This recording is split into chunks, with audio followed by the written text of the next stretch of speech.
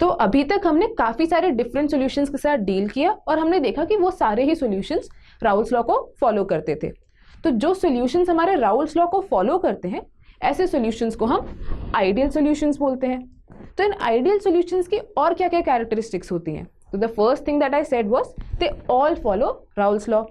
जो उसकी दूसरी कैरेक्टरिस्टिक जो ध्यान देने वाली है वो ये है कि जो डेल्टा एच ऑफ मिक्सिंग होता है, यानी जब हम दो डिफरेंट कंपोनेंट्स को मिक्स कर देते हैं तो जो एनर्जी चेंज होता है वो जीरो होता है। और तीसरी कैरेक्टरिस्टिक हमारी ये कहती है कि जो डेल्टा वी मिक्सिंग होता है, यानी जो इनिशियल वॉल्यूम जब दो अलग कंपोनेंट्स थे और फाइनल वॉल्यूम जब हमारा सॉल्यूशन बन गया है वो वॉल्यूम चेंज यानी डेल्टा वी मिक्सिंग भी जीरो होता है। तो ये तो कैरेक्टरिस्टिक्स हो गए हमारे आइडियल सॉल्यूशंस के। पर ये ऐसा क्यों होता है ये भी हम समझते हैं। तो ये समझने के लिए अगर हम बात करें एक बाइनरी सॉल्यूशन की जिसमें हमारे पास दो कंपोनेंट्स हैं, तो इनिशियली हमारे पास कंपोनेंट ए है और कंपोनेंट बी है।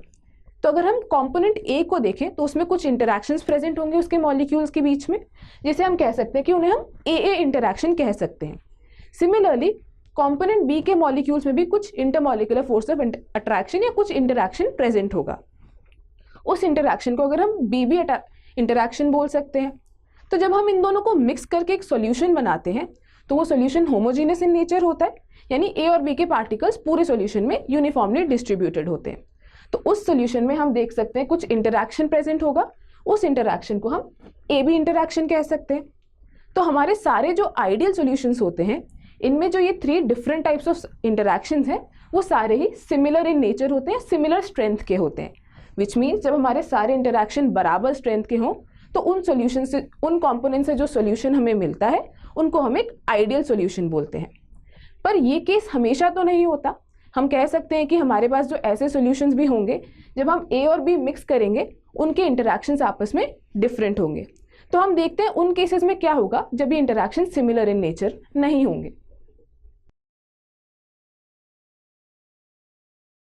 तो अभी हमने देखा कि जो सारे सॉल्यूशंस आइडियल होते हैं नेचर में उनमें जो ए बी बी इंटरैक्शंस होते हैं वो सिमिलर इन नेचर होते हैं ए बी इंटरैक्शंस के, और इसीलिए वो सॉल्यूशन आइडियल होते हैं और राउल्स लॉ को फॉलो करते हैं। तो बाकी जो सॉल्यूशंस बचे जिनमें इंटरैक्शन सिमिलर नहीं होगा ऐसे सारे सॉल्यूशंस को हम नॉन आइडियल सॉल्यूशंस बोलते हैं, और ये सॉल्यूशंस एक डिविएशन शो करते हैं फ्रॉम राउल्स लॉ। तो अगर ये इंटरैक्शन सिमिलर नहीं है तो हम अपना एक पहला केस ये मान सकते हैं जब जो ए बी इंटरैक्शन है सॉल्यूशन में वो ज़्यादा स्ट्रॉन्ग है ए या बी बी इंटरैक्शन से। इसी केस को हम समझने की कोशिश करते हैं। तो मान लीजिए इस केस में हमारे पास दो कंपोनेंट्स हैं। कंपोनेंट ए का मान लीजिए वॉल्यूम वी ए है जो आप देख सकते हैं यहाँ पे, और कंपोनेंट बी का वॉल्यूम वी बी है।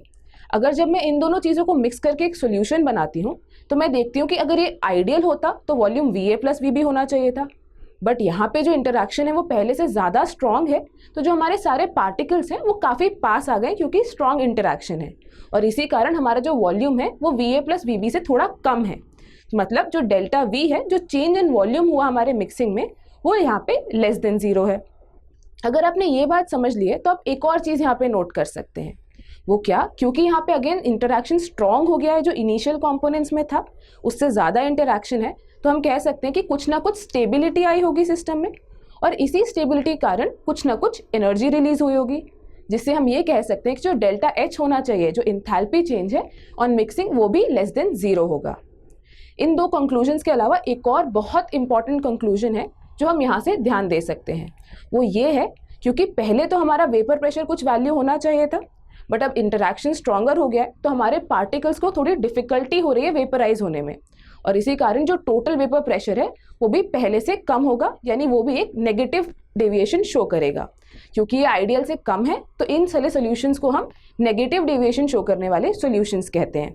तो जो सॉल्यूशंस नेगेटिव डेविएशन शो करते हैं फ्रॉम राउल्स लॉ, उनको भी हम ग्राफिकली समझ सकते हैं कि ये नेगेटिव डेविएशन किस तरह का दिखेगा।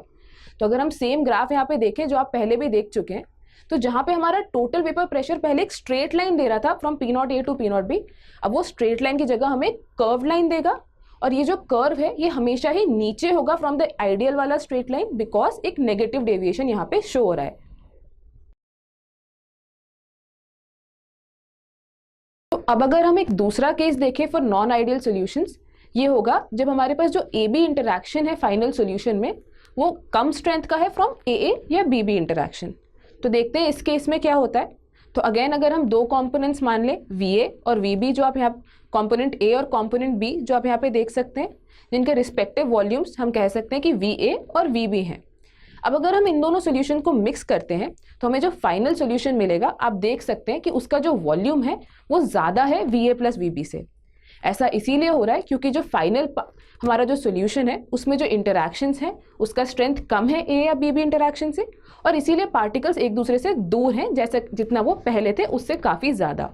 क्योंकि ये पार्टिकल्स दूर हैं तो हमारा जो नेट वॉल्यूम है वो VA प्लस VB से ज़्यादा हो जाएगा, और इसीलिए इन केसेस में हम कह सकते हैं कि जो डेल्टा V ऑफ मिक्सिंग है वो ग्रेटर देन 0 होगा।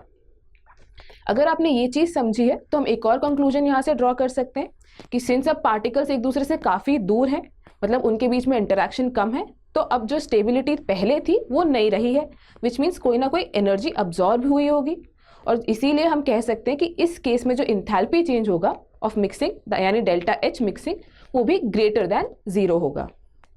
One another thing that you can note यहाँ पे इज दैट कि अब क्योंकि पार्टिकल्स अगेन दूर दूर हैं, it's easy for them to vaporise, यानी वो इजीली वेपर फेज में जा पाएंगे, और इसीलिए जो नेट टोटल वेपर प्रेशर होगा हमारा वो ज़्यादा होगा फ्रॉम द आइडियल केस, और इससे हम कह सकते हैं कि जो वेपर प्रेशर है वो भी ज़्यादा है, और इसीलिए ये सारे जो सॉल्यूशंस हैं वो एक पॉजिटिव डेविएशन शो करते हैं फ्रॉम राउल्स लॉ। यहाँ पे हम इसको ग्राफिकली भी समझ सकते हैं। तो अगर मैं ग्राफ ड्रॉ करूं mole fraction versus vapour pressure का, जैसा कि हमने हमेशा ही किया है, तो हम देख सकते हैं कि instead of the straight line जो हमें PA0 फ्रॉम PB0 तक मिल रही है, उसकी जगह अगेन हमें एक कर्व मिलेगा, पर ये कर्व हमेशा ऊपर लाई करेगा हमारे टोटल वेपर प्रेशर की लाइन से, बिकॉज अब हमेशा हमारा जो वेपर प्रेशर है वो आइडियल केस के वेपर प्रेशर से ज़्यादा होगा, बिकॉज ये जो सोल्यूशन है एक पॉजिटिव डेविएशन शो करते हैं। Now that you have seen solutions which show positive and negative deviation from Raoult's law, अब हम एक नया टर्म डिफाइन करते हैं known as azeotrops। तो इसे समझने के लिए कि azeotrops क्या होता है, पहले हम समझते हैं कि हमारे एक सोल्यूशन का कॉम्पोजिशन हम कैसे देख सकते हैं। तो मान लीजिए मेरे पास एक बाइनरी सोल्यूशन है यहाँ पे, जिसमें मैंने यहाँ पे सोल्यूशन दिखाया है और यहाँ पे उसका वेपर फेज एग्जिस्ट करता है। तो मैं वेपर फेज और सोल्यूशन फेज में कैसे कॉम्पोजिशन देख सकती हूँ, आइए देखते हैं। तो अगर मेरे पास जो सोल्यूशन फेज है वहाँ पे आपको पता है Na मोल्स A के होंगे और NB मोल्स B के होंगे, तो मैं कह सकती हूँ कि जो टोटल मोल्स होंगे वो Na प्लस NB होंगे। अगर हमारे पास ये इन्फॉर्मेशन है तो हम इजीली सोल्यूशन फेज में इसका मोल फ्रैक्शन लिख सकते हैं। हम कह सकते हैं कि XA होगा Na upon total moles and XB होगा NB अपॉन टोटल मोल्स। ये तो आपको पहले से ही आता था। अब हम देखते हैं कि जो वेपर फेज है उसका कॉम्पोजिशन कैसा है। तो आपको पता है कि टोटल वेपर प्रेशर हमारा PA यानी partial pressure of A and partial pressure of B से बना हुआ है, विच मीन्स जो कॉम्पोजिशन है वेपर फेज का उसे हम कैसे रिप्रेजेंट कर सकते हैं। हम कह सकते हैं कि जो A का मोल फ्रैक्शन है वेपर फेज में, जिसको मैंने डिनोट किया है YA से यहाँ पे, वो PA यानी partial pressure of A upon total vapour pressure होगा। और सिमिलरली जो YB है vapour pressure of B in the vapour phase, mole fraction of B in the vapour phase, वो PB एंड अपॉन PT होगा, where PB is the partial pressure of B। तो अगर आपको composition समझ में आ गया है तो हम ये देखने की कोशिश करते हैं कैसे हम यहाँ पे एक कॉम्पोनेंट को दूसरे कॉम्पोनेंट से सेपरेट कर सकते हैं। तो अगर मेरे पास यही सोल्यूशन है और मेरे पास में मान लीजिए कि जो A है वो ज़्यादा वोलेटाइल इन नेचर है और हमारा सॉल्वेंट है ज़्यादा क्वांटिटीज़ में है, तो अगर इस सोल्यूशन को मैं बॉईल करती हूँ और उसको कंडेंस करके कलेक्ट करने की कोशिश करती हूँ, तो सिंस हमारा A ज़्यादा वोलेटाइल है यानी उसका PA हमेशा ज़्यादा होगा PB से, तो वो हमारे पास ज़्यादा कलेक्ट होता जाएगा।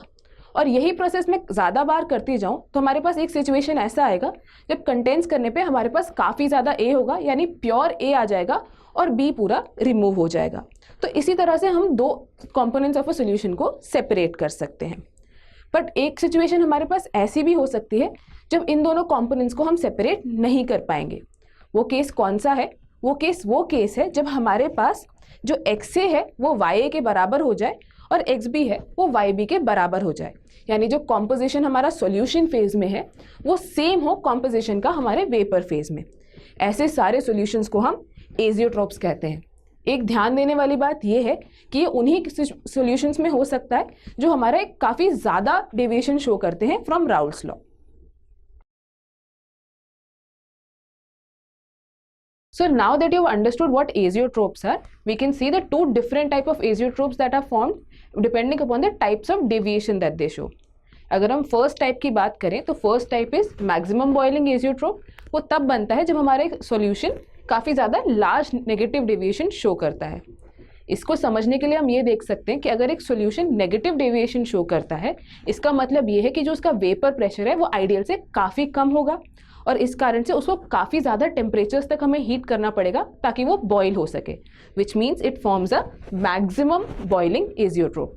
इसका एक काफ़ी कॉमन एग्जाम्पल है which is 68% HNO3 in water. यहाँ पे आपको एक चीज़ और ध्यान देनी है, वो ये है कि एजियोट्रोप्स एक पर्टिकुलर कॉम्पोजिशन पे ही पाए जाते हैं। एक सॉल्यूशन का एक पर्टिकुलर कॉम्पोजिशन को ही हम एक एजियोट्रोपिक कॉम्पोजिशन बोल सकते हैं।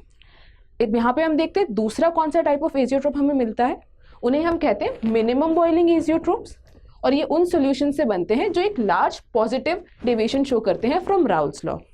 इसको भी हम पहले जैसे ही समझ सकते हैं कि अगर एक सॉल्यूशन पॉजिटिव डेविएशन शो कर रहा है, यानी उसका वेपर प्रेशर पहले से ही बहुत ज़्यादा है, वो काफ़ी ज़्यादा वेपर फेज में है, और इसीलिए काफ़ी कम टेम्परेचर पे वो इजीली बॉयल हो सकता है, और इसीलिए एक मिनिमम बॉइलिंग एजियोट्रोप फॉर्म करता है।